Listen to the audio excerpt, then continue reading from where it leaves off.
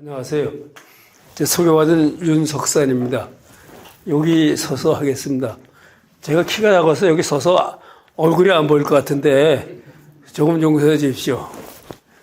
여기 제가 파워포인트를 준비를 했습니다. 이게 뭐 한 몇백 개 만들었어요. 제가 파워포인트를 혼자서. 그것도 만드는 것도 취미입니다. 사실 제가 천도교의 교룡이 될 건 생각지도 못했고요. 근데 진짜 뜻하지 않게 교룡이 됐습니다. 그러니 짐이 무겁죠. 지금 우리 최웅근 교구장께서 소개하신 바와 같이 저는 고등학교 1학년 때부터 시인이 되고 싶어서 시를 썼습니다. 그때 저희가 학교 다닐 때는 학원이라는 게 있었는데 학원 뒷면에 보면 당시에 헌다하는 시인들이 학생들 작품을 뽑아요. 산문과 시를 뽑아서 평을 실어줍니다. 거기에 한 번 뽑히는 게 문학하는 학생들한테는 무슨 큰 영광이었습니다. 아무리 투고해도 안 뽑혀요. 근데 고등학교 2학년 총과 제 작품이 하나 뽑혔습니다. 그래가지고 저는 마치 이것이 그때 당시는 시인이 되는 길이 험난했어요. 신춘문예 5개인데 5개 신문에 신춘문예를 당선하지 않으면은 현대문학이라는 잡지가 하나뿐이 없습니다. 거기에 1회, 2회, 3회를 추천 맡아야 돼요. 그게 마치 내가 현대문학에 1회 추천 받은 것 같이 기분이 좋았습니다. 그래서 그게 용기가 돼서 더 시를 썼는데 고등학교 2학년 정도니까 제가 공부를 못 해가지고 수학이나 이런 건 전혀 모르겠어요. 수학 시간에 앉아가지고 시 썼습니다. 그러다가 참 제가 운이 좋은 사람이었어요. 고등학교 3학년 때 중앙일보 신춘문예에 동시에 제 작품이 당선이 됐습니다. 고3 학생이 당선이 됐다고 그때 중앙일보에서 TBC라는 방송을 했는데 스파트 뉴스에 나왔어요. 이번 신춘문예 당선자 중에 고등학생이 있다. 누구다. 뭐 한강이 노벨문학상을 받은 것은 더 큰 사건이지만 그땐 작은 사건으로서의 그랬습니다. 그래서 저는 평생 시를 쓰면서 그러면서 학교를 졸업하고 직업을 가져야 되니까 뭘 갖는 게 좋겠는가 제 나름을 혼자 생각했어요. 그래서 심이 단다면 내가 고등학교, 중학교 선생님을 하면서 시를 써야겠다. 그런 생각을 먹었습니다. 그러곤 대학의 4학년 때 경향신문에 또 신춘문예에 시가 당선을 했습니다. 그래서 시인이 돼가지고 활동을 하면서 그 고등학교 선생님을 하고 있었는데 그때에 참 제가 운이 좋았어요. 제가 대학의 선생을 일찍 됐습니다. 34살이 됐는데 그때에 졸업 정원제라는 게 생겼어요. 그러니까 정원보다 20%를 더 뽑아요. 학생들을. 그러니까 선생을 늘려야 됩니다. 대학 선생을. 아주 찬스가 기가 막혔죠. 그래서 그럴 때 제가 대학의 선생이 됐던 겁니다. 만약에 졸업 정원제라는 게 없었으면은 뭐 제가 대학 선생 못했을지도 몰라요. 그런데 제가 천도교회 4대째입니다. 할아버지 때부터 천도교인이었었는데 제가 천도교를 안 나온다고 아버지께서 늘 걱정이 많아요. 우리 7남매가 있는데 아무도 안 나온다. 너라도 나와라. 그래서 제가 제일 만만해 보니까 저를 찝어서 그러셨겠죠? 그래서 제가 결혼하면서 입교를 했습니다. 근데 우리가 천도교 하면 뭡니까? 동학혁명, 3.1운동, 뭐 천도교가 무슨 사회단체인가? 저도 그렇게 생각했어요. 그렇지 않겠어요? 그런데 어느 날 천도교 신문을 보니까 수도원이 있다는 겁니다. 그것도 저기 가평 산 꼭대기에 수도원이 하나 있다는 거예요. 그러니까 너무 그게 가고 싶었어요. 근데 대학 선생님이 좋은 게 방학이 길잖아요. 방학 때 보따리 싸가지고 그 수도원을 찾아갔습니다. 갔더니 불도 안 들어오고 수돗물은 물론 뭐 없고 전기도 안 들어오고 촛불 켜놓고 거기서 모여서 천도교인들이 주문 수련을 합니다. 아무것도 모르니까 배워가면서 주문 수련을 했는데 그 기간이 저한테는 이 생애에서 가장 소중한 시간이었어요. 거기에서 어떤 그 종교 체험이라고 할 수 있는 그러한 신비한 체험을 나도 모르게 하게 된 겁니다. 그래서 내려오면서 이게 내가 생각하던 사회단체가 아니구나. 이게 우리의 어떤 현상으로서는 도달하지 못하는 또 다른 세계를 가지고 있는 가르침이로구나 생각을 했어요. 그래서 그날부터 내려와서 나는 이제 이 주문 수련을 열심히 해야겠다. 그때 전 사실 박사학위도 없이 대학에 선생이 됐습니다. 박사 논문을 쓸 때인데 저는 한문학을 쓰려고 했는데 용담유사라는 것이 동학의 경전이며 동시에 국문학의 가사작품입니다. 그래서 이 용담유사를 학위의 테마로 삼았습니다. 그래서 방학만 오면 보따리를 싸가지고 산으로 들어가서 주문 수련을 하면서 정리를 했습니다. 그렇게 해서 용담유사로 학위를 받고 그러고는 그때 이 동학 천도교라는 게 이런 거구나, 이런 재미가 있는 거구나 하는 것을 제가 그 이후 40년간 정말 열심히 제 나름으로는 공부를 했습니다. 대학의 선생이 공부한다는 건 다른 게 아무것도 없어요. 논문을 많이 쓰는 겁니다. 논문을 많이 써야 관련 서적을 다 읽어요. 그런데 이 과외에서 저를 놀렸어요. 여보, 당신은 과 만들어서 동학학과로 가. 왜 동학 논문만 써? 문학 논문도 안 쓰고. 저한테 그런 사람들이 있었어요. 장난반, 진단반이죠. 그런 식으로 제가 쓴 논문의 3분의 2는 동학에 관한 논문이었습니다. 네, 그러다 보니까는 나도 모르게 어느 날 그 천도교의 사람이 됐고, 얘기한 것과 같이 교소편찬위원장이라는 것도 교단서 시켜서 했고, 또 이렇게 교령도 참 뜻하지 않게 하게 됐습니다. 오늘 제가 이야기해야 될 우린 대신사라고 부르는데, 최재호 선생의 생애와 사상. 참 심플한 제목이죠. 그래서 이걸 가지고 제 나름대로 그간에 생각했던 거, 글 썼던 거, 이런 걸 바탕으로 말씀을 드리려고 합니다. 첫 번째로 이 대신사의 초상입니다. 지금 우리한테 전하는 초상이 5가지가 있습니다. 이 당시 사진이 없으니까. 근데 이 초상이 천도교에서 1977년에 공인한 이 초상입니다. 전하는 것들이 몇 개 있는데 일본 신문에 있는 것도 있고 시청교에서 그린 것도 있고 고시도인가요? 고이동 화백이 그린 것도 있습니다. 저는 개인적으로 그 그림이 너무 좋아요. 근데 이것을 공식화 시켰습니다. 저기 눈을 보면은 찢어져 가지고 감히 증언하는 사람이 있습니다. 당시 우리나라의 천재라고 하는 김범부라는 분이 계세요. 이름은 김정설인데 범부가 호입니다. 그분이 누구냐 하면 유명한 소설가 김동리 선생의 맏형되는 사람이에요. 그분이 경주 사람인데 그분의 할아버지가 수은 선생과 친구였대요. 그래서 이 김범부를 인터뷰한 기록이 신인가이라는 천도교 잡지에 나옵니다. 근데 그 할아버지한테 들은 말에 의하면은 수은 선생의 눈이 어떻게 빛이 나는지 사람들이 5분을 못 쳐다본다. 그랬다고 그래요. 그리고 그 기가 얼마나 센지 불의를 보면은 아무도 못 말리고 그러한 사람이었다고 그래요.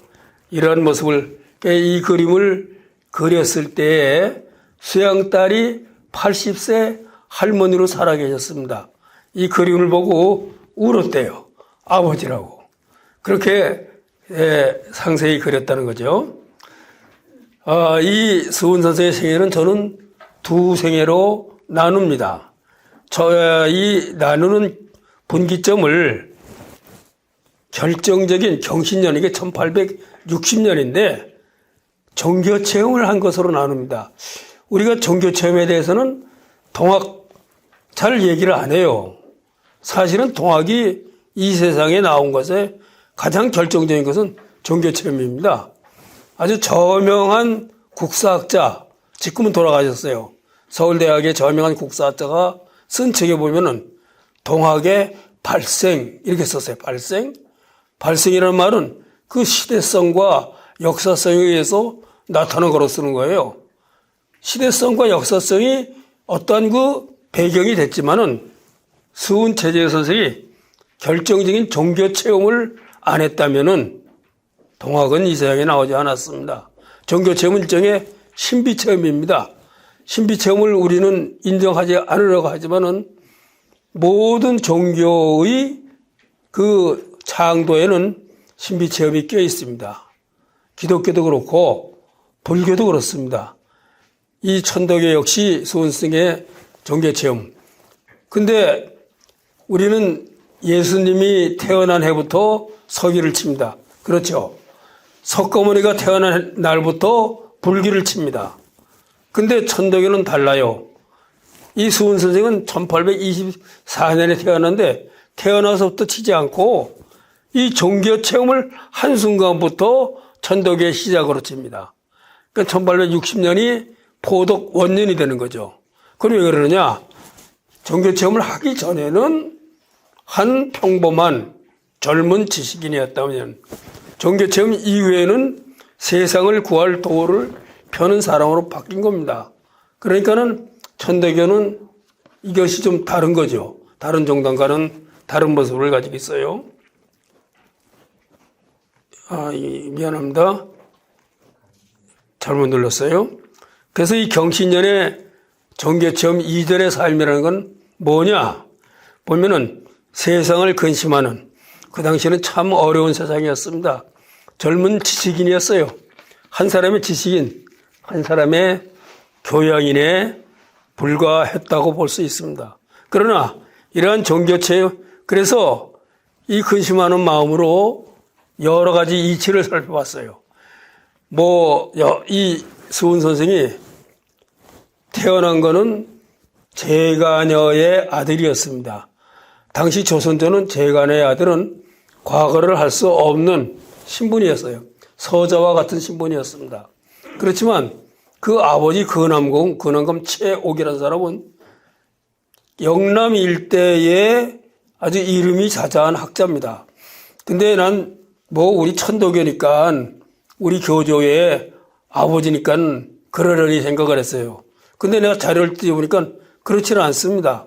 혹시 박인노라는, 노계 박인노라는 사람 이름 들어봤죠?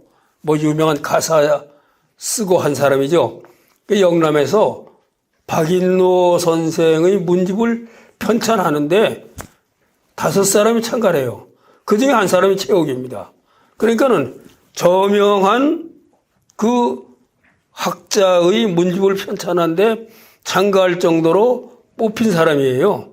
최옥은. 그건 지금 동학 연구자들도 잘 몰라요. 근데 제가 국문학을 하다 보니까 그런 걸 찾을 수가 있었습니다. 그런 정도로 최옥은 영남 일대의 저명한 학자예요.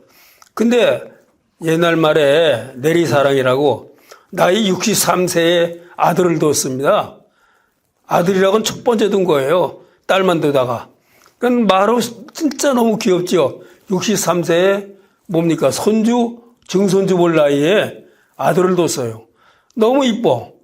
그 아들을 데리고 공부를 시켰습니다. 근데 머리가 좋고 똑똑하니까 아주 공부를 잘했던 모양이에요. 그러니까 수은 선생은 제대로 된 학자한테 제대로 공부를 한, 그래서 학문이 높은 사람입니다. 근데 과거에는 써먹지를 못했죠. 그러면서 여러 책들을 뒤져보고 여러 법수를 찾아다니고 이러면서 그 이치를 살폈습니다. 그러고 경주 읍내로 나가서 말을 달렸어요. 활쏘기하고. 이거는 지금 글 공부하는 사람으로서 할 수 없는 일이에요. 이 증언이 김정설이 이 증언을 합니다. 자신의 할아버지하고 경주읍내에 나가서 말 달리면서 활 쏘고 뭐 이랬다는 거예요. 그러면 그 김정설 그분의 할아버지께서 자네는 언제까지 이 짓을 할 건가? 그러니까 이거는 뭡니까? 공부하는 사람으로서 할 짓이 아니죠. 그랬더니 내 아버지 돌아가시면 이거 안 하고 제대로 할 거야. 그때 그랬답니다. 그렇게 마음을 붙이지 못하고 무술을 닦았다고 볼 수가 있겠죠. 그러다가 이분이 아버지가 돌아가시고 나이 20이 됐어요. 그 동학의 첫 번째 기록이 도원기서라는 책입니다. 거기에 보면 장궁귀상 이런 말이 나와요. 활을 감춰두고, 그러니까 활은 집어쳤다 이런 얘기죠. 활쏘기는 장사의 길로 갔다 이 소리입니다. 근데 우리가 상하면 장사상자인데 장사란 뜻의 고자가 또 있어요. 장사 고자. 이 상자는 행상, 떠돌아다니면서 하는 것. 지금 행상이 많지 않지만 옛날에는 어떻습니까? 각 5일장마다 다니는 장사하는 사람들 있죠? 그걸 상이라 했고 거기에다가 점포를 두고 하는 사람을 고라 그랬어요. 고. 그건 장사고자. 다릅니다. 그러니까 이 수훈 선생님께서는 이렇게 행상의 길을 떠돌면서 전국을 10여 년간 떠돌아다니셨습니다. 이것을 우리는 동학 천도교에서는 주유 팔로라 그래요. 팔로라는 것은 사방팔방 온 세상을 의미하고 두루두루 온 세상을 돌아다녔다. 장사하면서 그거로 먹고 살면서 각 이치를 들여다보고 사람들을 만나고 세상 풍속을 살피고 한 12년을 다닌 것으로 제가 계산이 됩니다. 그렇게 다니셨어요. 그러다가 을면은 1855년인데 을면은 전해인 1854년에 울산으로 왔습니다. 울산은 왜 왔느냐? 이 수훈 선생의 부인 되시는 분이 남편은 떠나갔고 어린 자식하고 살 길이 없어요. 그렇죠? 그래서 울산 처갓집으로 친정으로 온 겁니다. 거기 살고 있었어요. 그래서 그 처갓 동네를 찾아갔어요. 그것을 저희들도 답사를 했는데 거기에 우리가 말하는 을묘 천서를 받은 곳에서 조금 떨어진 곳에 있습니다. 그 동네가. 거기에 밀양박 씨가 어떤 그 집성촌을 이루고 있어요. 부인이 밀양박 씨로 추정이 됩니다. 그 가서 이분이 지금 을묘처서를 봤는데 여시바위거라고 하는데 여시바위거라는 것은 여고들이 나와서 노는 바위가 거기 하나 있습니다. 그래서 여시바위거라고 그러는데 지금도 산골이지만 거기도 그때도 무지무지한 산골이에요. 거기다 움막을 하나 쳐놓고 공부를 하기 시작을 했다 그래요. 거기에서 이 얘기 지금 이렇게 조성을 해서 멋있게 해놨는데 이렇습니다. 초막도 만들고 이건 딴 겁니다. 그런데 여기에서 신비 체험을 합니다. 이인으로부터 천서를 받는다 이런 얘기를 합니다. 근데 이 천서에 대해서 지금 논란이 좀 있죠. 그 유명한 도울 선생님께서 이게 천서가 아니라 천주실이다. 천주실은 말도 안 돼요. 수훈 선생 당시에 200년 전에 우리나라에 들어왔어요. 우리나라 지식인들이 다 읽은 책입니다. 그게 무슨 신비한 책도 아니에요. 그런데 그걸 받았다고 얘기를 해. 이 성어 이익도 거기에 대한 비판을 했고, 신우담이라든가 이런 사람도 전부 비판하거나 받아들이거나 당시의 지식인들은 다 읽었어요. 근데 수훈 선생이 모든 책을 읽고 돌아다녔는데 그걸 신비한 책이라고 했다면 말이 안 되죠. 그 다음에 또 이제 이 얘기가 좀 길어지면 안 되겠습니다만은 그 도월 선생 말씀은 이 동학시대에는 천서란 말이 없었다. 근데 천도교 시대에 들어와서 1910년에 우리 천도교에서 천도교의 월보라는 책을 내요. 거기에 오상준이라는 분이 본교 역사라는 천도교 역사를 거기다 게재를 했습니다. 거기에 천서란 말이 지금 나온다. 그러니까 천도교인들이 자신의 교조를 신비화시키기 위해서 바꿨다. 아니, 그때 천도교인들이 어떤 분들인데 그걸 그건 말도 안 되고. 그러면 천서란 말이 수훈 선생 시절에 없었느냐? 있습니다. 고종이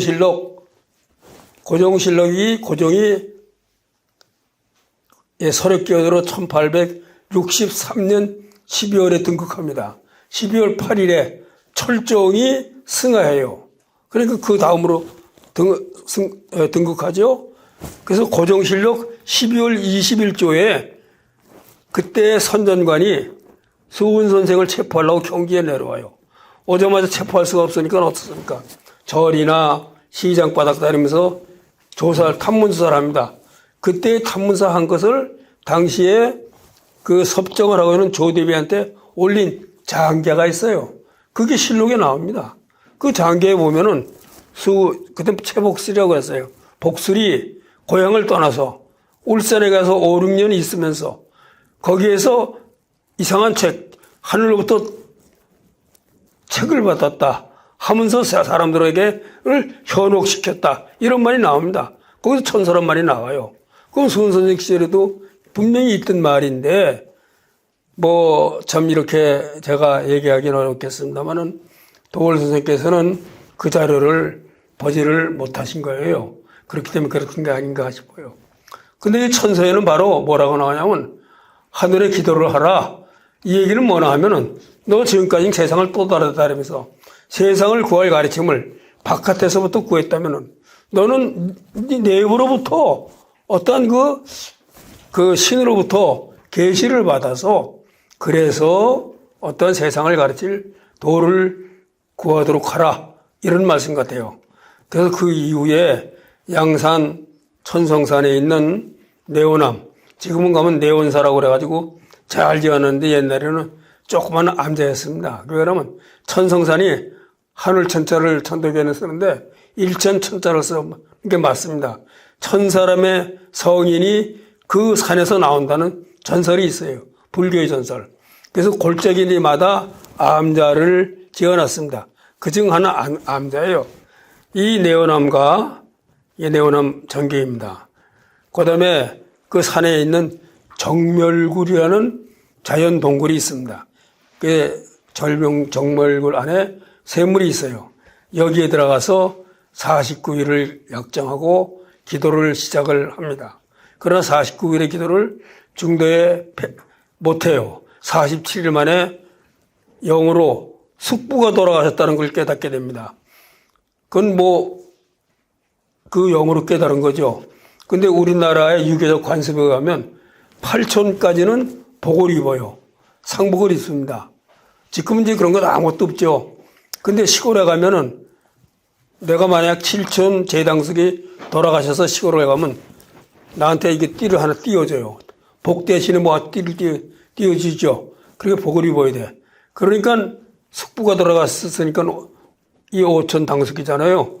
그러니까는 기도를 멈추고 내려가서 상을 끝난 뒤에 다시 올라와서 또 기도를 하고 이렇게 하시다가 돌아오시게 됩니다. 그래서 경주로 돌아오는데 1859년에 처자들을 전부 데리고 돌아와요.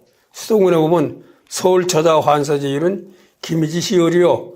처자를 이끌고 내가 살 곳으로 돌아온 날은 김인년 시월이다. 이 말씀입니다. 김인년은 우리가 사는 1919년이지만 그보다 60년 전 1859년에 돌아오시게 됩니다. 그런데 사실 수훈 선생이 살던 집이 불이 났어요. 20대 때. 그래서 그 집에서 못 살고 용담정 가보셨는지 모르겠지만 그 근처에 아버지가 지어놓은 와룡암 자리가 있습니다. 근데 지금도 산속이지만 그때는 어마무시한 산속입니다. 거기에 들어가서 살게 되는 거예요. 거기에 들어가서 살 데가 없으니까 그러고 용담정으로 들어가서 수련하고 여기 와서 살고 이랬습니다. 그러다가 한 해를 겨울을 내고 다음 해인 1860날 경신년에 결정적인 종교 체험을 하는데 이것을 승기운 도수지절은 운을 타고서 도를 받은 날은 경신지 4월이라 수동문에 나오는 대꾸입니다. 이거는. 저는 이 구절을 보면서 참 무릎을 쳤어요. 서울처사 환서지 1이라 그랬어요. 1은 그냥 아무 날짜입니다. 그렇죠? 승기운 도수지 절 그랬어요. 절은 마디절자입니다. 우리가 보면 국군의 날, 한글날, 노동, 그런데 절은 뭡니까? 광복절, 3.1절, 개천절, 특별한 날만 절자를 붙여요. 이거는. 그 마디를 이루는 날이기 때문에. 근데 이렇게 딱 해서 글을 쓰신 걸, 저는 이거를 동경대전을 한 100번도 더 읽어보고 알았어요. 아, 이렇구나. 이렇게 섬세하게 글을 쓴 겁니다, 사실은. 그래서 도를 받은 날이 경신년 4월입니다. 그때 우리는 이것을 서양의 종교학자들이 해놓은 말입니다. 종교 체험이라는 말로서 표현을 했어요. 저도 그것을 본따서 종교 체험이라고 이름을 붙였습니다. 종교 체험을 하시게 됐습니다. 이것은 언제 기회 되면 한번 가보십시오. 용담정의 풍경입니다. 참 아름답고 거기 가면 기운이 살아나는 것 같아요. 정말이지. 기운을 느낄 수 있는 그런 자리입니다. 예, 이 동경대전에, 이 수원 선생이 쓴 동경대전에 당시의 종교체험 상태를 심한 심전 심다 전하는 그랬어요. 마음이 춥고 마음이 선뜻하다 이런 얘기죠. 몸이 부들부들 떨렸다. 심다 전한, 즉 마음이 많이 떨리고 추웠다. 일종의 것을 강령의 상태라고 말합니다. 이런 체험을 했고, 두 번째는 질부득 집중 어음부득 난상. 이 증상을 도저히 뭔지 알 수가 없다 이거야. 벌벌벌 떨리고 마음이 춥고 주체할 수 없는 거, 이거 알 수가 없다 이거예요. 그러다가 말로서는 도저히 상태를 표현할 수 없는 그러한 상태에 이르렀습니다. 그리고 하늘님이 물공하라. 두려워하지 말고 두려워하지 마라. 이런 말을 했어요. 이 말의 의미는 뭐냐면 두려운 생각이 콱 드는 거예요. 즉 두려움이라는 것은 내가 못 가본 그러한 세계로 들어갈 때 두려움이 앞서요. 어떤 동굴 속에 들어갔는데 선뜻해지는 거는 그렇죠. 그러니까 수원 선생은 체험해보지 못한 신비한 체험 속으로 들어가니까 두려움이 생기죠. 그 다음에 무리하라. 의심하지 말고 의심하지 마라. 이 말도 들은 말입니다. 의심하지 말라는 말이 들리는 걸 봐서는 뭔가 이게 진짜인가? 이게 무슨 현상이야? 도대체 뭐야? 이런 의심이 들었다는 거죠. 이러한 체험을 하게 됩니다. 그런데 서양의 종교학자들, 윌리엄 제임스라든가 이런 사람들이 쓴 글을 읽으면 이런 체험을 한다는 거예요. 지금같이 이런 체험이, 이걸 그 당시 무슨 수훈 선생이 무슨 서양의 종교학자 책을 읽었겠어요? 그런데 이 체험을 한 거예요. 그 사람들은 자신들의 그 책을 쓰기 위해서 티베트 가보고 인도도 가보고 한국은 안 왔습니다. 많은 종교 지도자들과 만나서 어떠한 그 체험담을 듣고 그래가지고 쓴 책이 종교 체험에 관한 책들입니다. 이런 현상이 일어나고 있다는 것도 그 사람들도 증명하고 있습니다. 그런 거면 용담세는 이렇게 표현되어 있어요. 망고 없는 목태도 여목여곡 득도로다. 꿈인지 생신지 알 수 없는 사이에 도를 받았다. 이런 얘기입니다. 즉 도를 받는 순간은 이게 꿈인지 생신지 알 수 없어요.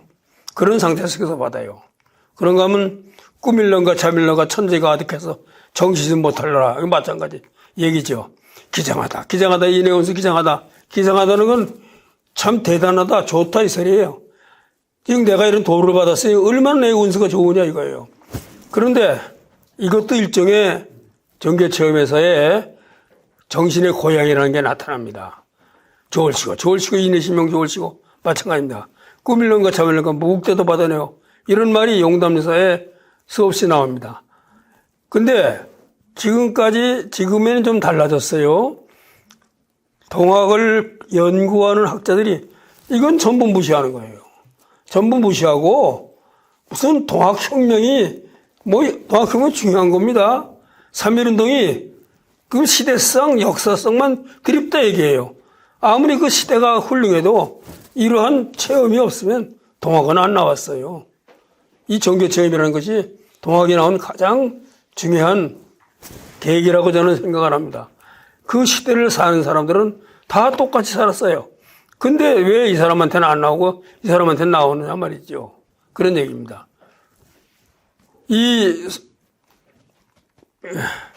이것을 정리하면은 몸과 마음이 떨리고 춥다 하는 육체적인 변화가 일어난다 그랬어요. 이것도 종교학자들이 이렇게 정리를 한 것을 저희가 수훈 선생님이 한 것에 맞춰서 다시 정리한 겁니다.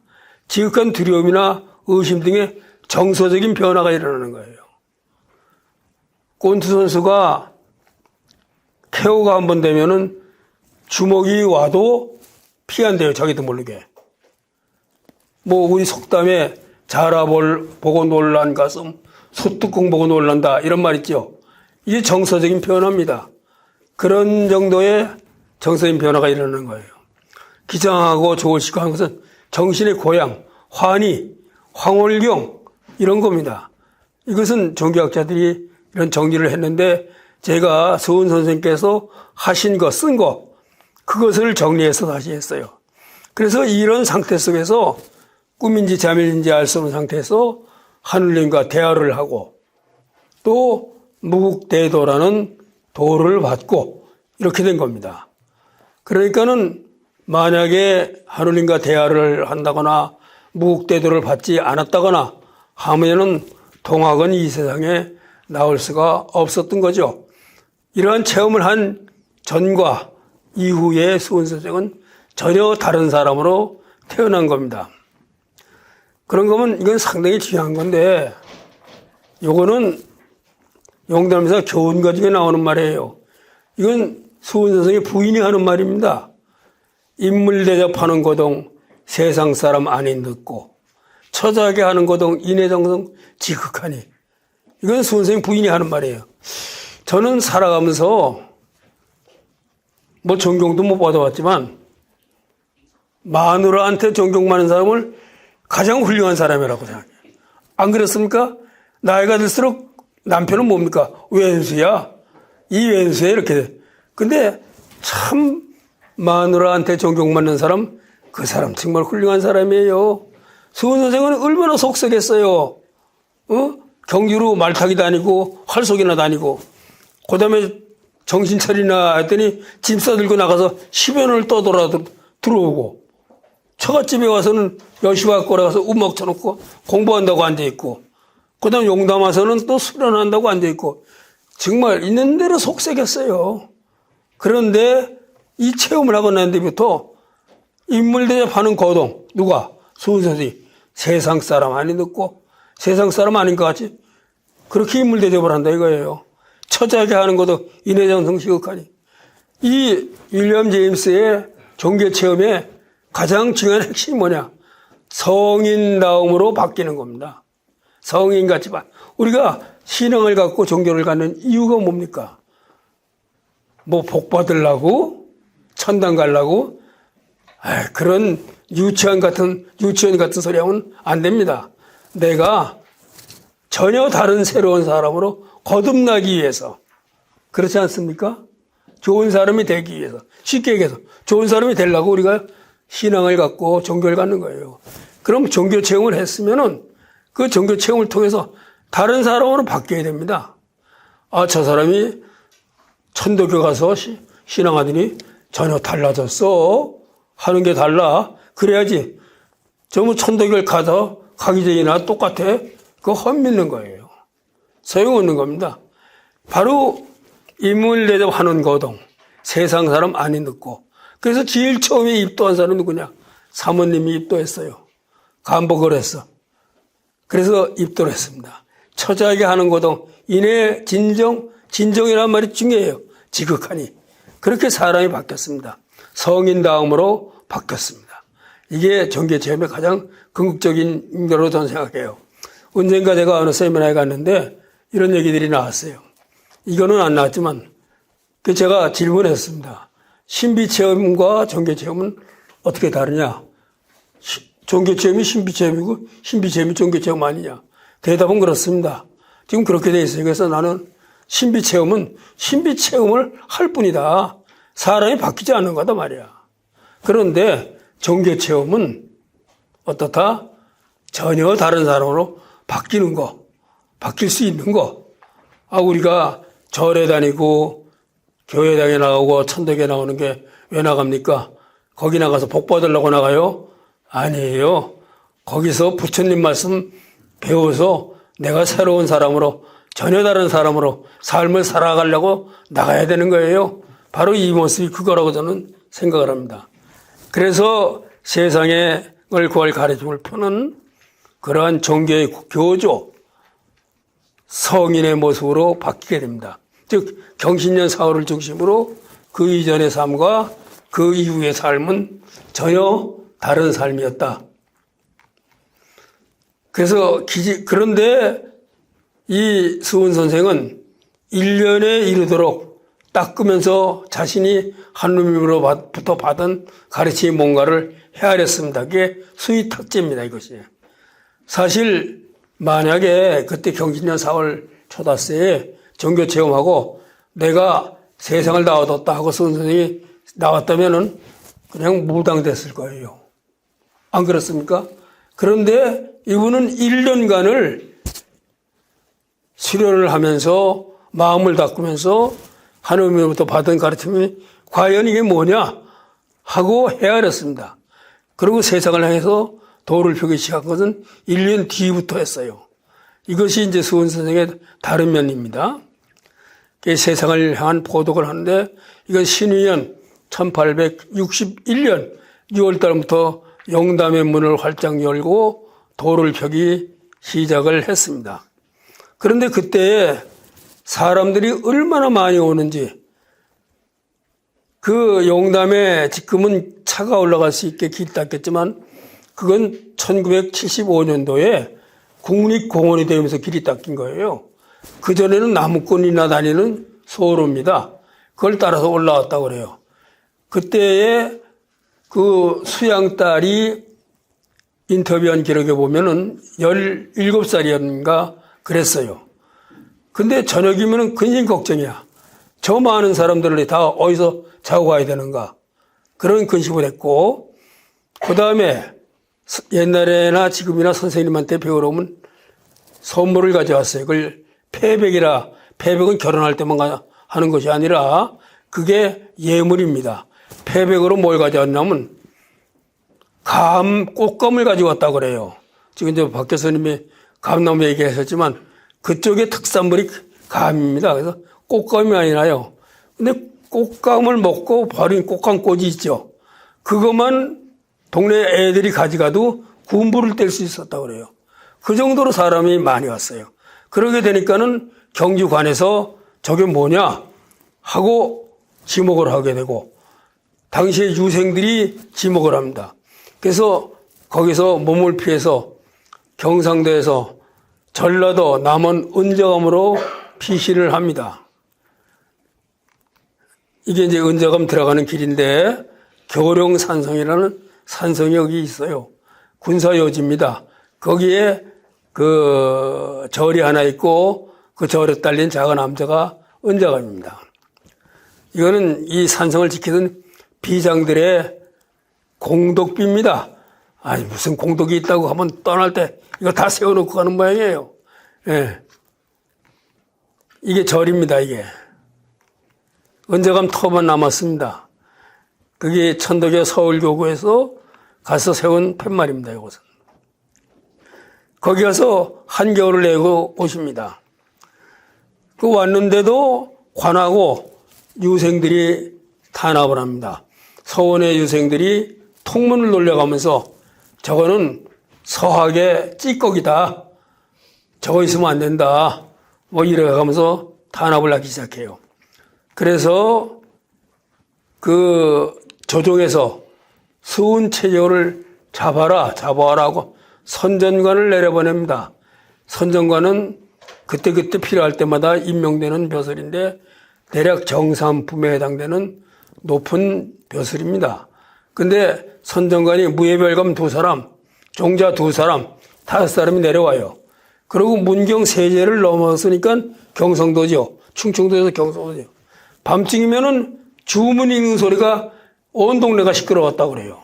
그래서 생각보다 동학이 많이 퍼졌구나 하는 걸 느끼면서 경주 관아에 가서 우리가 이런 일로 왕명을 받고 왔으니 협조를 해라 하고 신고를 한 뒤에 아까 말씀드린 듯이 절간이나 시장을 다니면서 탐문수사를 한 20일 했어요.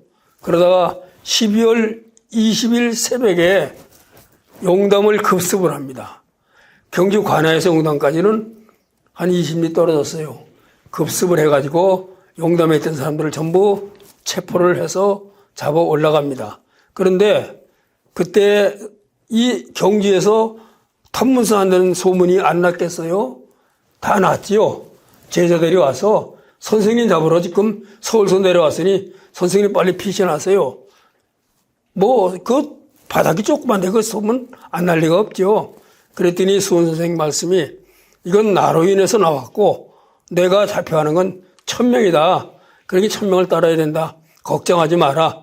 하고 그날 용담의 불을 환하게 밝히고 마치 손님을 기다리듯이 앉아있었다 그래요.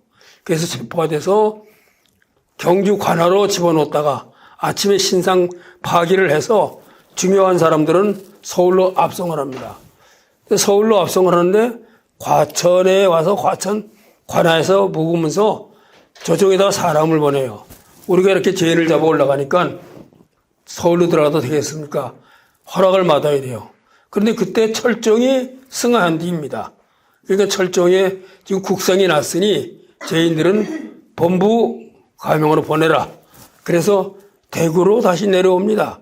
그 추운 겨울에. 그래서 대구가 가명에 갇혀서 문초를 받다가 3번을 받습니다. 그러곤 사형을 시키려는데 사형시킬 건덕지가 없어요.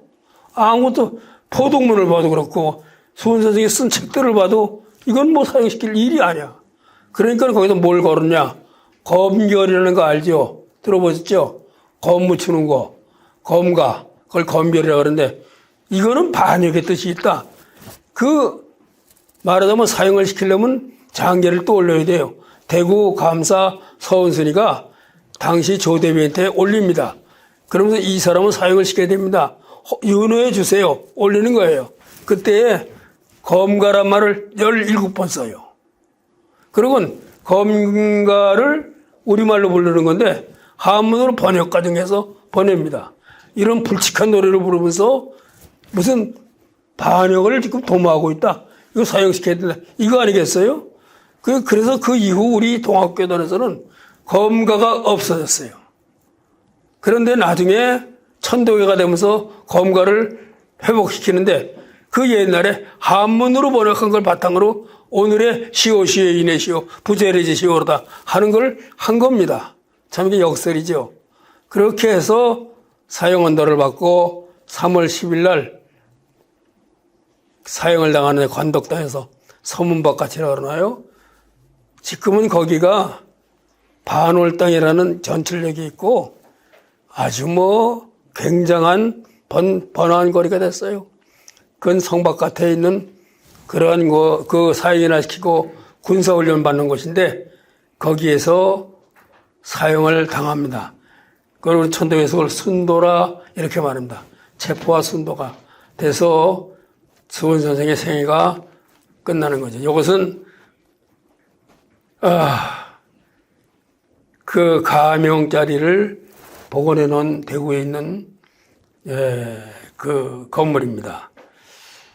그러나 그 수원 선생의 뒤를 이어서 해월 선생, 의암 선생, 추남 선생에 의해서 동학원 면면이 내려왔고 오늘에 이르렀습니다. 우리가 말하는 수원 선생의 생애의 두 번째는 4년이 채 되지를 않아요. 이런 짧은 기간입니다. 그러니까 만 40년을 못 살았어요. 만 40년을 못 살았지만 4년이 안 되는 짧은 생이지만은 수훈 선생 전생에 갚을 수 있는 소중한 기간이다. 오늘의 수훈 선생이 있게 된 그 가장 중요한 요인은 이 4년의 기간이었다라고 말씀을 드릴 수가 있습니다. 따라서 처음에도 말씀드렸지만 이 천도교는 시작 원년을 태어난 해로 따지지 않고 득도한 날로 따집니다. 1860년이에요. 그 해가 원년이에요. 근데 이 천도교에서 뭐 동학에서 나간 교단이, 전 동학에서 나간 건 아무것도 없어요. 천도교 시대에 다 나갔습니다. 시천견이, 수훈견이 다 거기서 나갔어요. 근데 수훈견은 수훈 선생이 태어난 해부터 따져요. 동기라 그래가지고 이런 그 신념 체계가 서로 좀 다른 거죠. 자, 조금 쉬었다 하겠습니다. 생애는 끝났고 사상에 관한 얘기를 하려고 합니다. 사실 동학의 사상을 연구하는 학자가 그렇게 많지는 못합니다. 주로 어디에 필이 꽂혔느냐? 동학혁명에 꽂혔어요. 논문을 뒤져보면 99%가 혁명에 관한 논문들이에요. 그런데 왜 혁명이 일어났는가는 얘기를 안 해요. 근데 얘기는 대체적으로 어떻게 하냐면 당시에 백성들이 못 살게 됐으니까 일어났다. 그런 정도예요. 그러니까 이거는 쉽게 얘기해서 프롤레타리아 혁명과 차이가 없다. 1862년이 임술년인데 전국적으로 밀란이 100몇십 군데에서 났어요. 얼마나 살기 힘들면. 그 조선조가 세도 정치가 시작한 것이 1801년부터 1년에 순조가 등극하거든요. 1801년.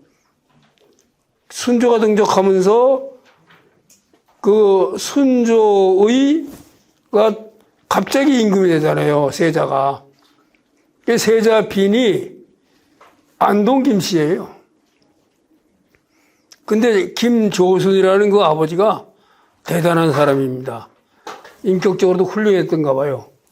그 사람이 밀어붙여서 아직 결혼 안 했는데 세자 빈을 왕세자로 왕비로 만드는 거예요.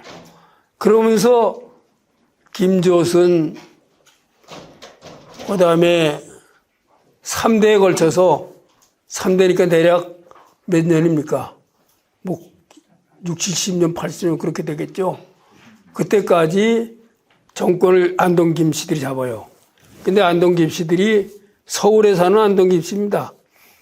이 인왕산 밑에, 인왕산과 북악산 밑에 장동이라는 게 있었어요. 지금은 그 동네가 없습니다. 장동에 살았기 때문에 장동 김씨라고 그래요. 그 사람들 보고. 거기가 경치가 좋고 그래가지고 거기에다 집들을 짓고 삽니다. 혹시 저기 인사동에 자주 가시는지 모르지만 가면 백악동부라는 화랑이 하나 있어요.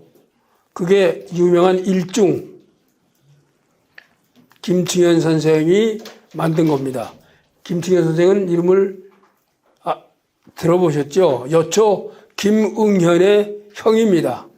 김응현이 선생이 나와서 세상에 설치니까 일중 선생이 에이 나는 곧만하지 그러고 들어갔어요. 아주 글씨가 대단한 분인데 그분들이 그 후손이에요. 백악동에는 백악은 지금 북악산을 백악이라고 그럽니다. 북악의 벌레 이름이 백악이에요.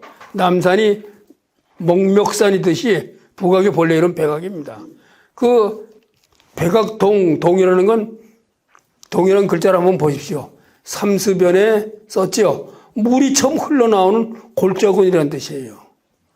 그건 백악 그 골짜구에 있는 그 마을이라는 뜻이죠. 거기에서 그 안동 김씨들이 살면서 세도를 누렸습니다. 그러니 1860년쯤 되면은 세도의 정치가 크게 이르러서 못 살겠죠. 그래서 일어나는 게 밀란이에요. 임술 밀란입니다. 그래서 어느 학자는 임술 밀란의 연속이 1894년 동학혁명으로 이어졌다고 봅니다. 근데 난과 혁명은 근본적으로 달라요. 나는 한 번 하고 끝나는 거예요. 그렇지 않습니까? 혁명은 내놓는 세상에 대한 어떤 그 제시하는 것들이 있어요. 그게 통문이 나갑니다. 동학교도들은 통문을 내보냈어요. 우리는 이런 세상을 하겠다. 이런 걸 세상으로부터. 그리고 한 군데서가 아니라 전국적으로 일어났어요. 그건 차이가 있습니다. 나는 못 살겠으니까 한번 일어났다가 토벌되면 죽고 이게 난이었어요.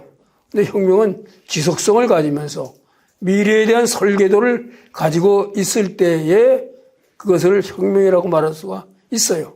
그런 차이가 있습니다. 그러면 그러한 지속성을 가지고 있는 나는 동학혁명은 어디서부터 비롯되느냐?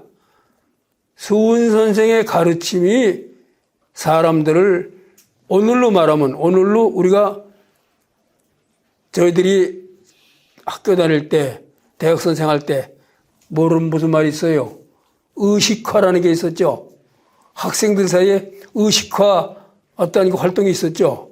서클을 만들어서 거기서 의식화 시키는 거예요. 동학이 의식화 시켰어요.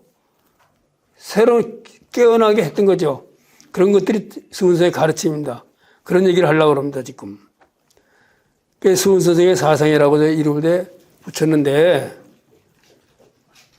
첫 번째가 시천주입니다. 하늘님을 모셨다. 뭐 간단한 말 같아요. 그거 모르는 사람이 어디 있어요. 그렇지만 이것은 우리가 따져 들어가 보면 어마어마한 의미를 지니고 있음을 우리는 알 수 있습니다. 천주라고 붙인 것은 이것 때문에 천주교로 오해를 받았어요. 근데 천주의 주는 뭐냐? 하늘의 주인이라는 뜻이에요. Lord in heaven. 천국의 주인이라는 뜻이에요. 그렇죠? 그런데 동학에서의 주는 친기전의 여부모 동사라 그랬어요. 이거는 높이는 말이면서 부모와 한 가지로 섬길 수 있는 것이다.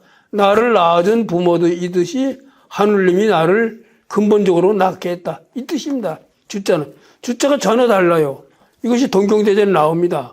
그런데 이런 걸 안 보고 유생들이 천주란 글자 안 보고, 그리고 천주란 글자는 언제 썼느냐? 한문으로 표기될 때만 나왔어요.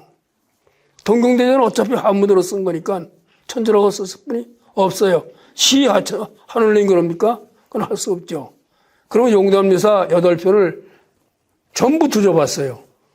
천주란 말이 나오는데 그것은 동학의 신을 가르치는 게 아니라 서학의 신을 얘기할 땐 천주라고 그랬어요. 동학의 신을 얘기할 땐 하늘님이라고 그랬어요. 그러니까 우리는 그런 걸 전부 뒤져보지 않고 천주도 동학의 신이다. 야, 이건 그 무식함의 물 그대로 드러내는 말입니다. 동경대 용담사를 다 뒤져봐야 됩니다. 이 종교 체험과 현실 인식이 그냥 종교 체험만 가지고는 이러한 사상이 나올 수가 없어요. 현실에 대한 투철한 인식을 바탕에 해서 종교 체험이 나온 겁니다. 그래서 현실 인식을 먼저 보면은 당시에 반상이란 말은 반은 양반을 말하고 상은 상민을 말하는 겁니다. 일반인들을 말해요. 산원공상, 이게 상이에요. 그 다음에 산원공상 밑에 있는 천노는 여기도 못 껴요. 이거는 또. 반은 우리가 학교 들어가면 1반, 2반, 3반 나누죠. 그 반입니다. 그래서 무반, 문반으로 나눠서 반입니다, 이게. 근데 우스운 말로 과거에 합격을 안 했는데 벼슬한 사람 있죠. 종친이라든가 조상의 음덕에 의해서 그 사람들은 남행이라고 불러요, 남행. 그럼 남행은 무슨 유행가? 남행열차 생각이 나죠? 그 똑같습니다. 남행열차, 해가락자. 근데 이 임금 앞에서 조회를 쓰는데 동쪽에는 비가 갑자기 확 내려요.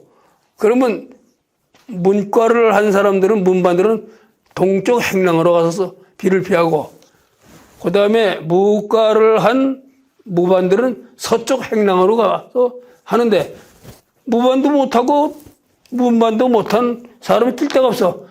북쪽은 임금이 있잖아요. 남쪽 행랑으로 갑니다. 그게 남행이라 이름 부르친 게. 이건 중국에는 없는 말입니다. 우리나라에서만 쓰는 말이에요. 한번 경복궁 같은 데 가보세요. 남쪽 행랑에 가서 쭈구르기로 비피하고 있던 사람들은 과거도 못한 그런 사람들이었습니다. 뭐 이건 이제 다른 얘기지만 반은 양반이고 적자나 서인이냐 이 차별이 분명했었습니다. 사실 조선소 초에는 이게 없었어요. 그러나 조선소 초에 세상을 문란하게 했던 사람 중에는 서자들이 많이 있었습니다. 무슨 유자강이라든가 이런 사람들이 서자였대요. 그래서 서자는 벼슬을 주면 안 된다. 그래가지고 쫓아냈다 그래요. 그 다음에 각자의심이라는 이 말은 동학의 독특한 말입니다. 이것은 각기 자기만을 위하는 마음입니다. 오늘로 말하면 타락한 이기주의입니다. 오늘 우리가 이 갈등과 사회적 혼란은 어디서 옵니까?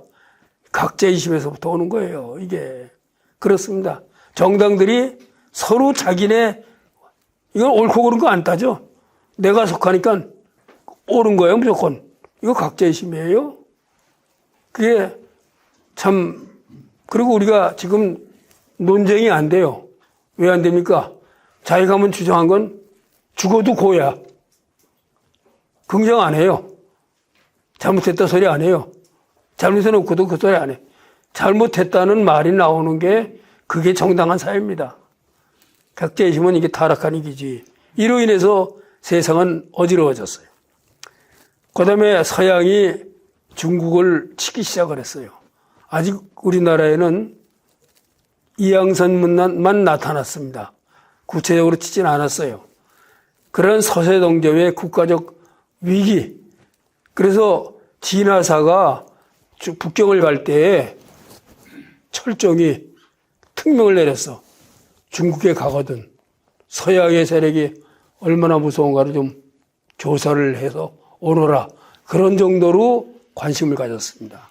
조야가 조정과 백성들이 전부 근심을 하는 이러한 현실을 수훈 선생은 아까 얘기한 뭡니까? 주유판론을 통해서 바라다보고 이걸 어떻게 할 것인가. 사실 우리가 나 하나 잘 살면 됐지.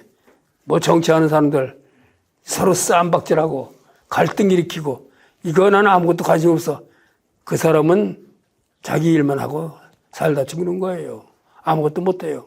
근데 그걸 관심을 갖고 어떻게 하면 싸우지 않고 화평하게 살 수 있는가 생각을 하는 것이 수훈 선생의 현실인식이었어요. 그 위에 종교체험을 해요. 아까 말씀한 듯이 주유팔로 이후에 용담에 들어가서 불출산해를 맹세하고 내가 이 도를 받지 못하면 하늘님의 명교가 없으면 난 이 산에서 나가지 않겠다. 우리가 불출산해가 옛날 선비들도 많이 했어요. 그거는 정반대야. 세상이 싫어서 산속에 숨은 거예요. 절대 안 나오는 겁니다. 근데 수훈 선생의 불출산해는 언제고 세상을 나가겠다 이거예요. 왜? 내가 도를 받으면 이런 차이가 있습니다. 그리고 수련의 정진을 합니다. 그러면서 하늘님 마음을 회복하고 하늘님으로부터 가르침을 받는다는 신비체험을 합니다. 신비체험은 누구나 다 하는 것으로 되어 있지만은 하늘님 마음을 회복하지 못한 상태 속에서의 신비체험은 엉터리가 들어와요. 엉터리를 해요. 우리가 내가 원하는 대로 돼. 하늘님 마음을 회복한다는 것은 내가 하늘님과 같이 산다는 그러한 마음의 중요한 자세입니다. 우리 천도교에서도 수도원에 열심히 수련하는 사람들 많아요. 지금은 저는 수련의 기운이 끊어졌어요. 그게 너무 슬퍼. 근데 어느 아주머니가 너무 가난해. 그러니까 어떻게 하면 잘 살 수 있을까? 어떻게 하면 돈 벌 수 있을까?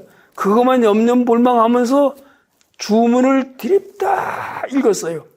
근데 어느 날, 와! 하고 하느님 말씀이 들어오는 거야. 야, 너 돈 벌게 해줄게. 자, 검정 걸고 하면 검정게 나오고, 흰 걸고 하면 흰게 나와요. 그게 옳은 게 아닙니다. 그러면서 너 바깥에 나가라. 그게 이 아주머니가 신이 나서 나갔어요. 거기 큰 바위가 하나 있어. 너 바위로 올라가라. 아주머니가 낑낑거리고 올라갔어요. 너 저기서 뛰어내려봐라. 너 그러면 잘 살려줄게. 뛰어내려서 다리 부러졌지 뭘 잘 살아. 망하는 거예요. 그렇게 되면 잘못 마음을 똑바로 안 하고 하면 그렇게 돼요. 그렇지 않습니까?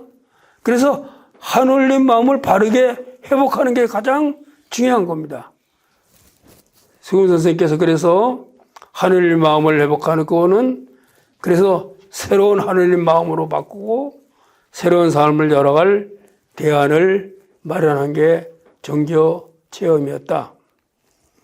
그래서 수근 선생은 현실에 대한 깊은 인식을 바탕으로 어떤 세월입니까? 진짜 우리가 생각할 때 동학하면은 하층민이 포각하는 상층민을 향해서 뭐 싸운 건 있어요. 그렇지만 그 당시 상층민만 타락했겠어요? 오늘의 세상을 보세요.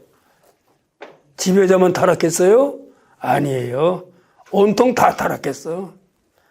그래서 상층민도 타락하고 하층민도 타락했습니다. 그래서 수은 선생의 가르침은 뭐냐면 상층민이고 하층민이고 할 것 없이 모두 새로운 마음으로 태어나야 된다. 그렇지 않으면 이 어려움이 극복이 안 된다 이겁니다. 만약에 하층민은 타락 안 하고 서강대학의 역사학과에서 박사학위 논문이 나왔는데 19세기 관찰, 편지입니다. 관찰을 분석해서 당시의 현실을 분석한 논문이었어요. 보면은 거기서 타락한 사람들은 관리들만 타락한 게 아니었어요. 양반집의 종은 양반보다 더해. 권세가. 아내자들이 길거리를 못 돌아다녀요. 그렇게 타락했어요. 그러한 현실을 인식을 한 거예요. 우리가 막연히 상층민만 타락하고 하층민이 타락을 안 해서 동학혁명하면 하층민이 상층민을 어떻게 한다. 이건 아니었습니다. 깊은 수련의 결과 아까 얘기한 불출산해를 명사하고 입춘시를 썼습니다.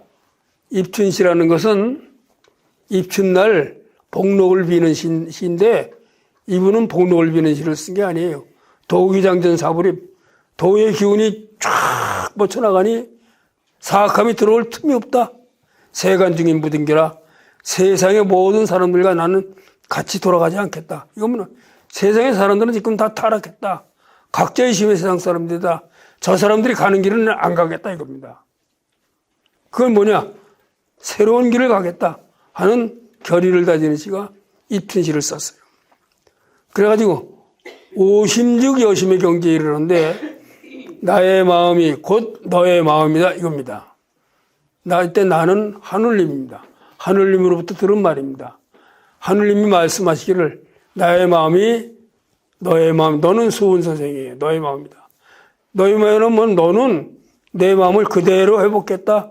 이 말씀이에요.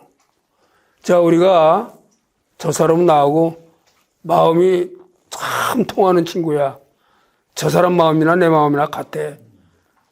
마음이 같으면 서로 마음이 통해서 그 사람이 무슨 말을 하는지 무슨 생각하는지 우리 알 수 있어요. 하늘님 마음을 회복했는데 하늘님 마음을 왜 모르겠어요? 하늘님부터 말씀 듣는 건 당연한 겁니다. 그건 당연한 이치예요. 이 오심즉 여심이란 말이 즉자가 보입니까? 이 즉자는 오심과 여심이 A와 B가 등가를 이룰 때 요걸 잘 씁니다. 같다 이 소리예요. 곧 직자를 하나 쓰는 게 있는데 그거는 A를 B가 B로 설명한다 이 뜻입니다. 달라요 글자가. 그래서 오심즉 여심이라 한 것은 하늘님 마음이 나의 마음이 바로 너의 마음이다. 수은 선생이 하늘님 마음을 회복했습니다. 이 회복한 그 마음을 지키는 게 뭡니까? 수심입니다. 수심 전기할 때. 그러면 기운을 바르게 해야 돼요. 기운은 실천 행동이에요. 실천 행동을 마음만 그러고 실천 행동 안 하면 그거는 안 되는 거죠. 그러니까 바른 기운으로서 바르게 실천하는 것이 수심 전기가 될 수 있는 거죠. 이러한 시천제 진리를 세상에 내놨는데 바로 이 시천제는 무엇인가? 우리가 쉽게 하늘님을 모시고 있다. 뭐 쉽게 이렇게 말합니다. 하늘님을 사람이 모시고 있다. 근데 사람만 하늘님이 모신 것이 아니라 모든 만물이 모셨다. 강원도 인제라는 곳에 가보신 분들이 많겠죠. 설악산 가려면 인제로 가야 돼요. 지금은 그 고속도로가 쫙 뚫려가지고 인제 시내도 안 거치고 지나가는데 옛날에 설악산 가려면 인제 입구에 웃었어 우리가 가다가 서비스 센터가 하나 있어요. 그 카센터가 있어요. 근데 카센터 상호가 뭔지 알아요? 똥팔삼이야. 비풍초. 그러니까 그 사람들은 앉아가지고 맨날 고스톱만 쳤나 봐요. 그러니까 비풍초라고 붙여놨어. 근데 지금은 그 위로 다니기 때문에 그것도 못 봐요. 그래서 섭섭하더라고요. 인제에 가면은 동경대전을 처음 간행한 곳이 나오고 지금 군부대예요. 거기 조금 올라가서 내려다보면 사진 찍는 분들이 모여서 사진 찍는 데가 있어요. 비밀의 정원이라고 이름을 붙였어요. 그 바라다 보이는 마을이 성안거리인데 거기에서 해월 선생이 제자인 이명수가 제자가 새소리를 듣고 아 선생님 새가 울고 있네요. 그랬더니 저 새소리도 시천준이라 거기서 그랬어요. 새소리도 시천준이라 만물이 모두 하늘님 모셨다. 이런 말씀을 하신 거죠. 이게 성화문입니다.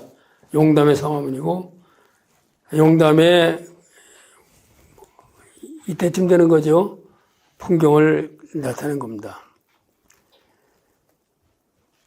그 시천주는 첫 번째는 이렇습니다.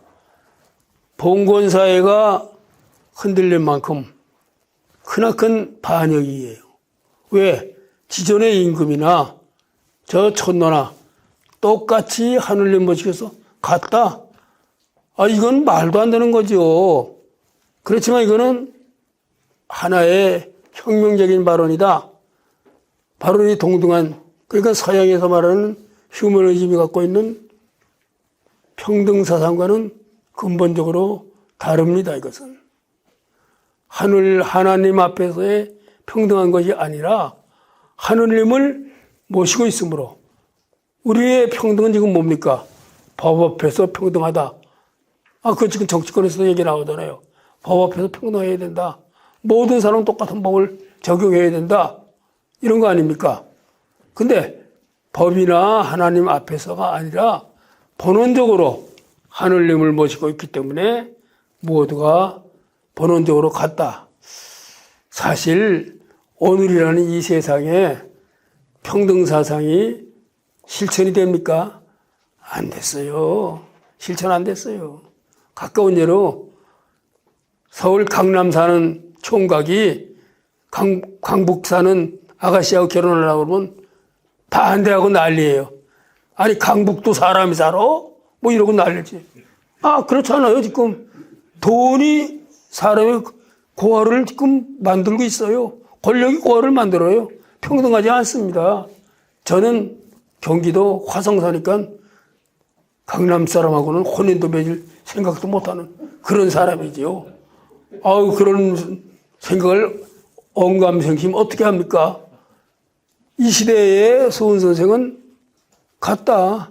그 집에서 있던 종을 하나는 수양딸을 삼았어요. 딸은 삼을 수 있어.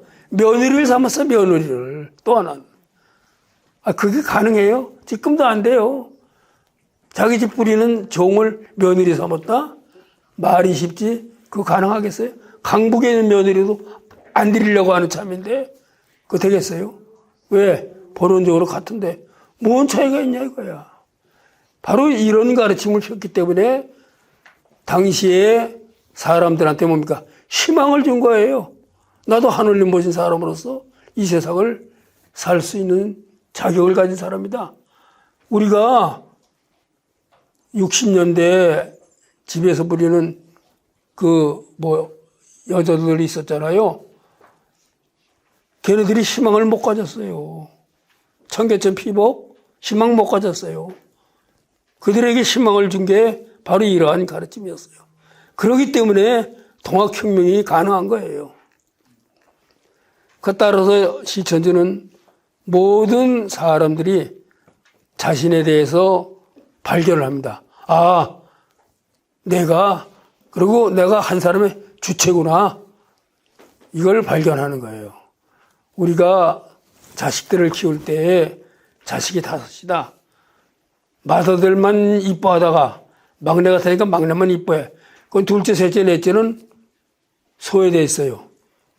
근데 그들에게 한 주체로서의 뭘 불어줍니다. 그렇지 않아. 너도 그래.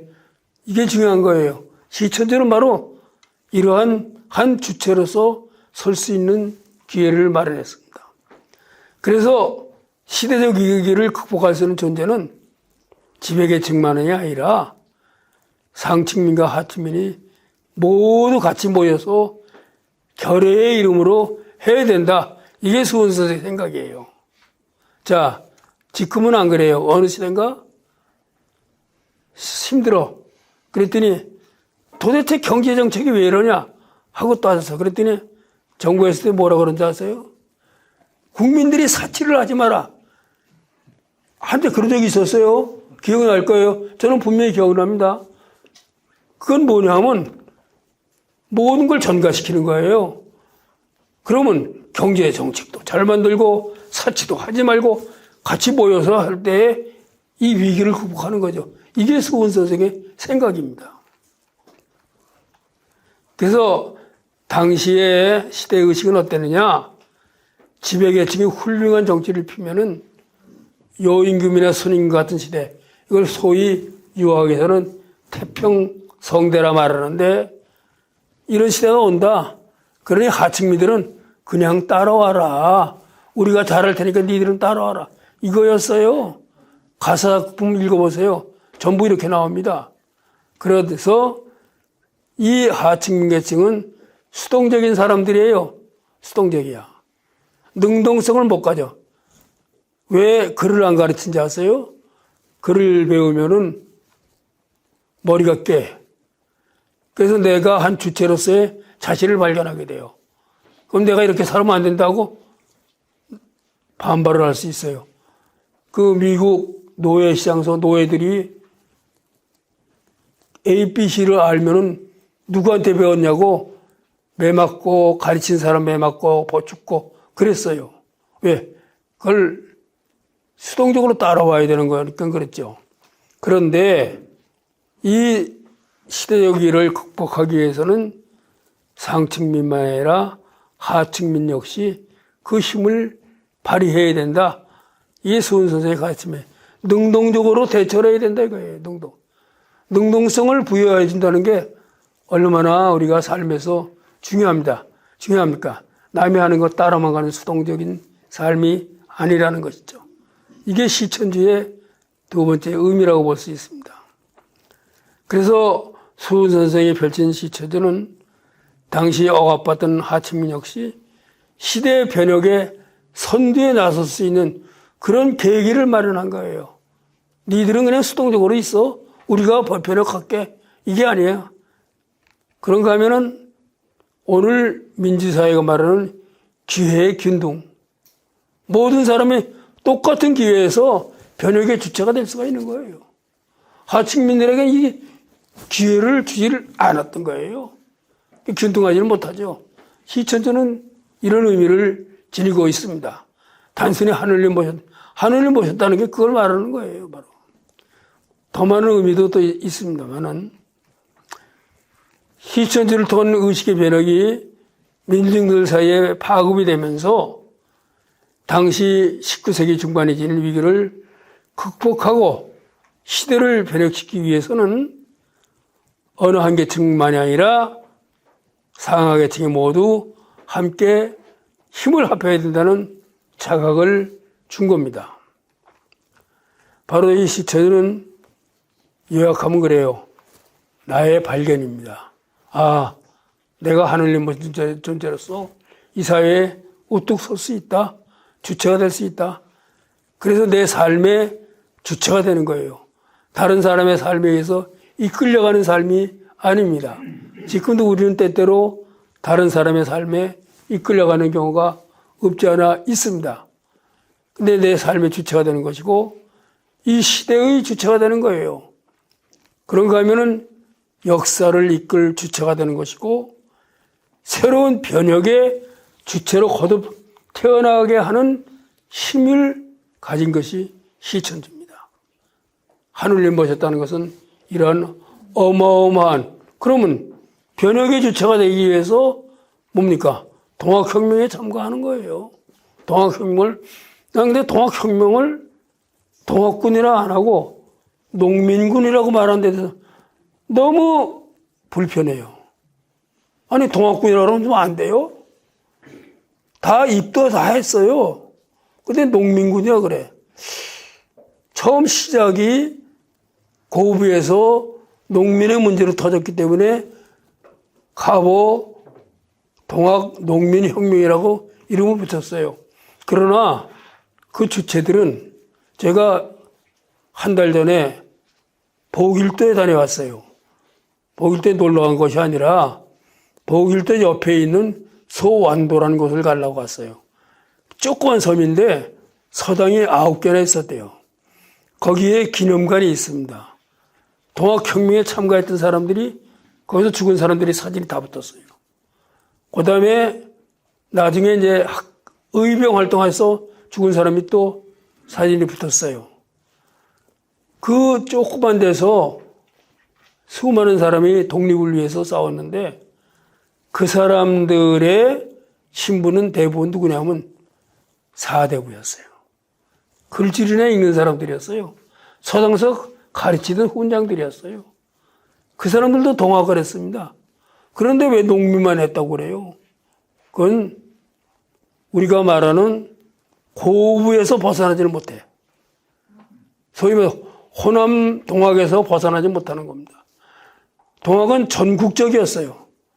군산 같은 데는 상인들이 무지하게 많이 참석했어요. 그렇듯이 전국을 바라다 보면 농민에 그치면 안 됩니다. 그래서 동학군 해야지. 동학 농민군. 아유, 농민을 빼면 죽는 것 같아. 그냥 농민군이 꼭 들어가요. 난 거기에 대한 불평이 좀 있습니다. 네 번째로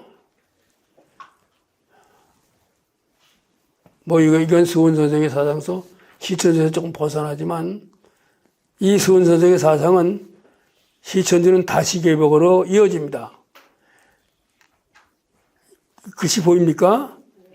예. 현실의식과 종교점이 만나서 시천주의 진리를 내놨고 이 시천주를 통해서 새로운 세상으로 다시 개벽합니다.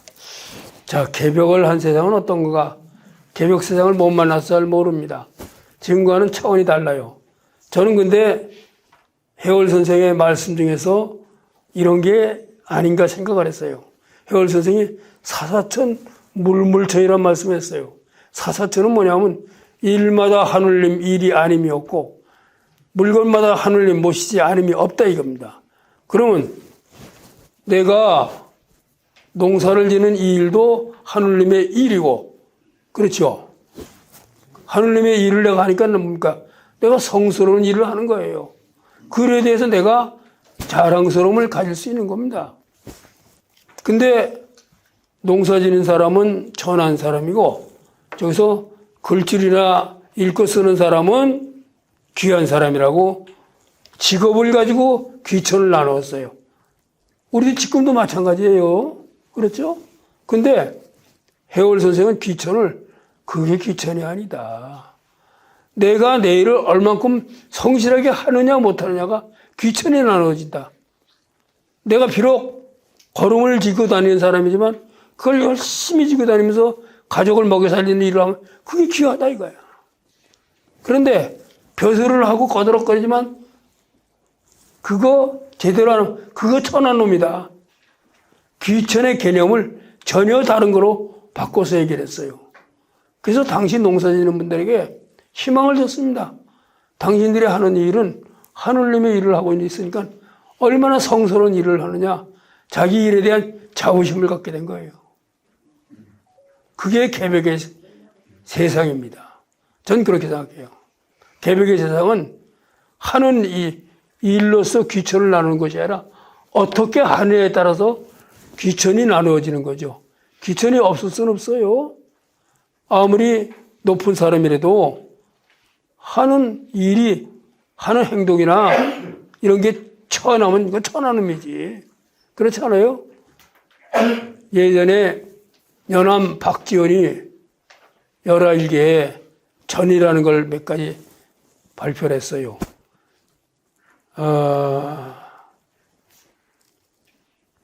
거기에 양반전이라든가 허생전이라든가 뭐 다 많이 들어보셨죠? 그 다음에 이제 자꾸 잊어버려 큰일 났어. 천한 일을 하는 사람도 나왔어요. 그 사람들이 거지, 광문자전. 광문자전은 거지가 주인공이에요. 거지가 얼마나 천합니까? 그렇지만 그 사람은 자기 동료 죽은 것을 전부 염해서 처리하고 이 사람이 훌륭하다. 그런 얘기 하는 거예요. 그렇듯이 그 사람의 삶의 모습에서 귀천이 갈라져야지 뭘 하느냐 갈라지는 건 이게 소위 말하는 개벽되기 그 이전의 세상이 지금 개벽 안 됐어요.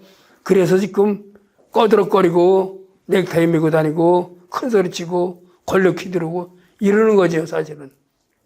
사실 정치는 정치의 논리가 있고 경제는 경제의 논리가 있고 종교는 종교의 논리가 있고 문학은 문학의 논리가 있어요. 한강이 노벨 문학상 받은 거 가지고도 지금 찬반론 안에서 떠들어요. 이런 세상에.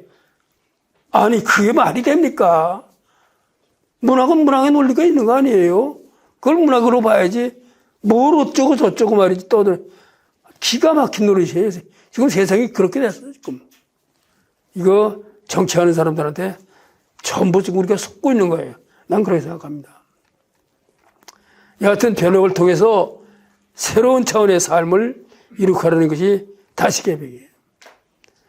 그래서 제가 몇 가지 정리했어요. 다시개벽의 행적 전개는 뭐냐? 한 주체로서 자신의 새로운 자각을 하는 거, 시천주의 가르침, 시천주의 진리. 그 다음 자신의 일에 대한 긍정과 자부심. 비록 내가 여기서 돌덩어리 날리는 일을 하더라도 이 일을 해서 우리 가족을 먹여 살리고 그러기 위해서는 성실하게 일을 한다면 이게 하느님의 일이다. 그럼 자기 일에 대해서는 긍정과 자부심을 가질 수 있는 거잖아요. 이게 사사천입니다. 일마다 하느님 일이 아님이 없다. 이겁니다. 또 보검이라는 말에 대해서 우리는 혹 잘못 생각하는데 보라는 건 우보자상이라 그래가지고 좌우를 맞추는 겁니다. 균형을 잡는 거예요. 나라의 균형을 잡는 거예요. 균형이 깨지면은 불안하고 그렇게 됩니다. 그래서 불균형의 삶을 균형의 삶으로 만들어서 백성들을 편안하게 사는 게 안민입니다. 그런가 하면은 동기일체, 어려운 말이죠. 동기일체는 나만 생각하는 게 각자의 심이라면 내가 아닌 너도 생각해서 같이 우리를 생각하는 거. 이게 보통 길치입니다. 우리를 생각하는 거예요. 우리로서의 삶. 오늘 우리가 우리로서의 삶을 우리 말 속에 다 우리 끝없이 나와. 우리란 말이. 우리 어머니, 우리 선생님, 우리 형님, 우리 친구 이러면서 우리가 사라졌어. 왜? 뭐만 남았어요? 나만 남았어요. 나만 남았어. 이게 각자의 집의 세계입니다. 그래서 모두가 서로 존중하면서 함께 사는 진정한 삶을 이렇게. 그건 사람과 사람이, 사람과 자연이, 자연과 자연이 서로 도와가면서 살아야 돼요. 자신의 이익을 위해서 사람이 자연을 개발한다? 자연은 언제고 보복합니다. 지금 보복당하고 있는 거 아니에요? 우리가 지금 그렇지 않습니까? 사람과 자연이 서로 도우면서 도움준다는 건 뭐예요? 거기에 맞게 쓰는 겁니다. 그걸 우주적 공동체를 이루는 것이 이게 다시개벽의 그러한 행적 전개라고 볼 수 있습니다. 다시개벽의 종적 전개를 척양척여의 서양인을 쫓아내고 외놈들을 쫓아낸다는 교조신혼운동, 여기에 대해서 논란이 많았어요. 동학이 무슨 척양척여를 했느냐, 보은에서 척양척여를 보은취에서 했다 그랬더니 무슨 어디 원평취에 있던 아주 그냥 두시면 됩니다. 그러니까 짚고 온 다리예요. 그 원평취에 있던 좀 일종의 진취적인 사람들이 와서 지도했다. 그딴 논문들을 썼어요. 그게 허구라는 게 다 밝혀졌습니다. 그렇지 않습니다. 광화문에 복합상사 할 때에 척양척여에 깃발이 걸렸어요. 그랬더니 그건 동학교도들이 한 게 아니다. 아니 왜 이렇게 동학을 그렇게 깎아내려야 좋은지는 모르겠어요. 그래서 일부 역사학자들이 교조신혼운동을 취급을 안 하려고 그래요. 근데 교조신혼운동이 그 다음에 일어난 동학혁명의 불씨예요, 사실은. 그걸 인정을 안 하려고 그럽니다. 갑오동학혁명. 이 엄청난 사건이 터졌어요. 그 다음에 갑진개화운동은 1904년에 단발회의를 명령했어요. 의암선배 선생이 일본에 있으면서 당시 일진의 사람들한테 단발흑이 머리를 상투를 잘라라. 당시 양반들에게 상투 따라하면 내 머리를 자를 말면 상투는 못 자른다? 이러고 난리를 쳤어요. 근데 동학교도 10만 명이 한꺼번에 잘라버렸어요.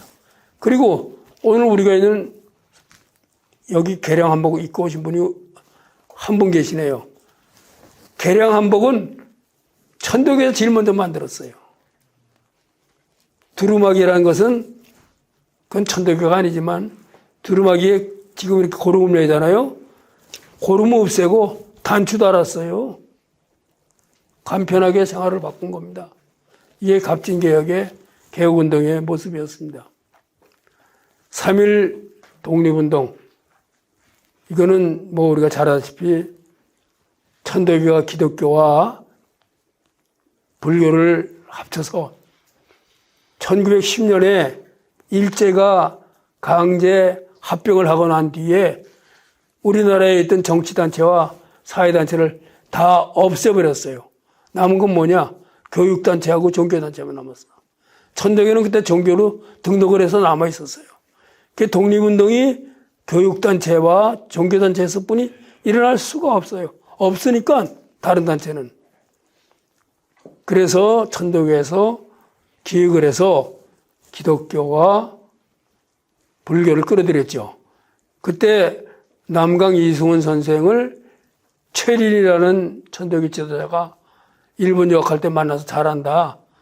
그럼 가서 같이 하자고 그래라. 의암선배 선생이 명령을 내렸어요. 가서 얘기를 했더니 남강 선생 말씀이 우리도 뜻이 있다. 근데 우리는 지금 돈이 없다. 이 투옥이 되고 나면 가족들이 살아야 되지 않느냐. 천도교가 좀 돈이 있으니까 5천 원만 보내다고. 5천 원이 지금으로 하면요 몇십억이에요, 그게. 선뜻 보내줬습니다. 돈 받고 참여했다는 거 아닙니다, 절대. 그러면서 참여를 했어요. 그 기독교에 의식이 있는 분들은 우리는 천도교에 빚이 있다. 라고 말을 합니다. 그런 분들은 의식이 있어요, 진짜. 근데 민족대표에서 천도교가 15명, 기독교가 16명, 불교가 2. 천도교보다 기독교가 많다. 기독교가 주관이다. 그런 거 아니에요. 기독교는 감리교와 장로교가 똑같은 숫자로 해야 됩니다. 그러면 싸움 나요. 그래서 8명씩 맞힌 겁니다. 그게 16이 된 거예요, 그게. 예. 민족 대표가 뭐 중요합니까? 이후에 투옥이 되고 난 뒤에 천덕에서는 출판 문화 운동을 펼쳤어요. 어린이 운동, 어린이날 방정환 선생이 의암선병 선생의 셋째 사입니다. 또 우리나라의 최초의 최초의 종합 잡지인 개벽지를 만들었어요. 개벽지는 최초의 종합지입니다. 굉장히 의미가 있는 그런 잡지입니다. 우리가 아는 김소월의 진달래라든가 염상섭의 표본실의 총격으로라든가 이런 게 전부 거기에 실렸어요. 그러면 문학적분만 실린 것이 아닙니다. 논단도 있고 그렇습니다. 그러면 60만 세를 기획을 했다가 이거는 천도교가 신파와 구파로 나눠서 싸우게 됐어요. 근데 그것은 일제가 획책한 겁니다. 그렇게 해서 그렇게 됐어요. 그래서 천도교의 구파 세력과 사회적 좌파 세력들이, 사회주의 세력들이 연합을 해서 준비를 했는데 안 됐어요. 그래서 일으킨 게 그 다음에 신관회를 만들어서 활동을 하게 됩니다. 그 다음에 무인년은 1938년인데 일제가 멸망하라고 기도를 새벽에 일어나서 했어요. 그런데 이게 발각이 됐어요. 자, 이건 의미가 있습니다. 천도교가 친일을 하는 줄 알았더니 아직도 항거하는 사람들이 있구나. 이걸 증명했어요. 신문에 나서. 그런가 하면 청구당 운동이라든가 이러한 여러 활동을 한 것이 결국 이것이 종적인 다시개벽의 운동이었다고 볼 수가 있겠습니다. 동학은 그래서 다만 사회 사상이나 운동만이 아니고 또 단순한 종교만이 아니라고 봅니다. 이 양자가 모두 종합적으로 담긴, 왜? 수은 선생이 현실인식과 종교체험을 같이 했으니까, 현실인식 바탕에서 종교체험을 했으니까 사상이며 운동이며 나아가서 신앙이며 종교다라고 말하고 있어요.